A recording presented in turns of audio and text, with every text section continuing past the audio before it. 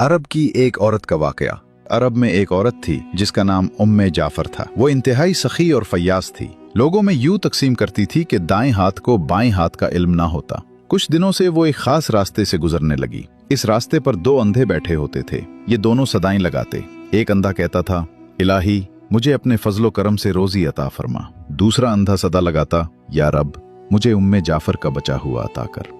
उम्मे जाफर दोनों की सदाएं सुनती थी और दोनों को कुछ न कुछ अता करती थी। जो अंधा अल्लाह के फजल का तलबगार होता उसे वो 2 दिरहम दिया करती, जबकि जो अंधा उम्मे जाफर के फजल का तालिब होता उसे वो एक भुनी हुई मुर्गी अता करती।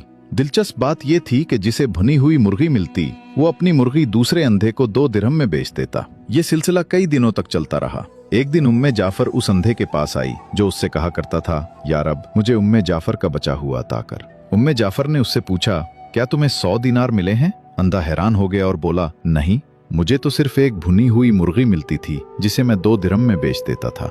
उम्मे जाफर ने कहा, जो अंधा अल्लाह के फजल का सवाल करता था मैं उसे 2 दिरहम देती थी, लेकिन तुम्हें जो मुर्गी देती थी उसके अंदर 10 दिनार डाल दिया करती थी। ये सुनकर अंधे ने अपना सर पीट लिया और चीखने लगा, हाय मेरी कमबख्ती, काश मैं ऐसा ना करता, मैं तो मारा गया। उम्मे जाफर ने बड़ी नरमी से कहा, यकीनन अल्लाह का फजल तलब करने वाला कामयाब है और इंसानों के फजल का तलबगार हमेशा महरूम रहता है।